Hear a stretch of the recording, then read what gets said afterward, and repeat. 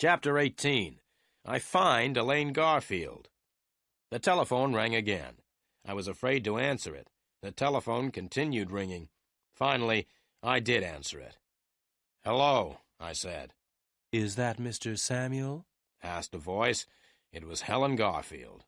"Yes, Miss Garfield," I replied. "This is Len Samuel speaking." "I must see you," said Helen Garfield. "Well, I would like to talk to you too, Miss Garfield," I said slowly. "I think there are a lot of things you and I must talk about." "Right," the girl said. "Meet me at the Seventh Man Cafe in 5 minutes. Do you know where the cafe is? It's about half a mile from your office." "I know the Seventh Man," I replied, "but I can't meet you in 5 minutes because I'm expecting visitors." "You must come at once, Mr. Samuel," she said. "But," I began. It was too late. Helen Garfield had put her telephone down. I got up from the chair and walked to the door. I decided to go and meet Helen Garfield. Both Joe and Sergeant Murphy had told me not to go out, but I decided I would rather talk to Helen Garfield than to the policeman or to Joe.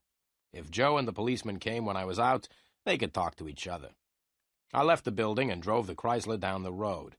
I was very lucky because I was able to park right outside the Seventh Man. I walked into the cafe. Helen Garfield was sitting at a table in the corner. I walked over and sat down beside her. I asked the waiter for a cup of coffee. I drank the coffee without saying anything. Then I put the cup down and looked at the beautiful blonde girl sitting beside me. "Miss Garfield," I said, "you are a very beautiful girl, but I think you are a liar. I think that everything you've said to me has been lies. I don't think you've ever told me the truth." The blonde girl's face slowly became red. She looked straight at me. "Mr. Samuel," she said, "I'm paying you a lot of money to work for me. I asked you to find my sister. I didn't ask you to call me a liar." "Well, Miss Garfield, I think I have found Elaine Garfield. Would you like me to tell you where she is?" "Yes," the blonde girl said. "Where is Elaine?" "She's here in this cafe," I said. "Elaine Garfield is sitting next to me. You are Elaine Garfield. Helen Garfield doesn't exist. You pretended to be Helen Garfield, but there really never was any such person. The police in New York say that Helen Garfield doesn't exist," I went on. "Helen Garfield and Elaine Garfield are the same person. You are Elaine Garfield, and you pretended to be Helen." The blonde girl stood up angrily. "How much money do you want, Mr. Samuel? You are no longer working for me," she shouted. "Sit down," I said quietly.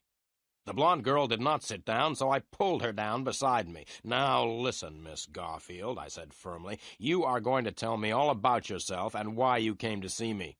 I want to know all about Benny Greep and Las Cabanas. I want to know why you disappeared." "I won't tell you anything," she said. "Oh, yes, you will tell me everything," I replied. "You'll tell me everything, or else I'll take you straight to the police. You see, the police are looking for me at this moment. The police think that I may have killed Benny Greep," I continued. "The police know that I had a fight at Las Cabanas last night. A red-haired man and his tall friend are also chasing me. They are the 2 men who started the fight at Las Cabanas. They will try to kill me if I don't tell them where you are. So you see, Miss Garfield, I think you had better tell me everything. I'm the only person who can help you."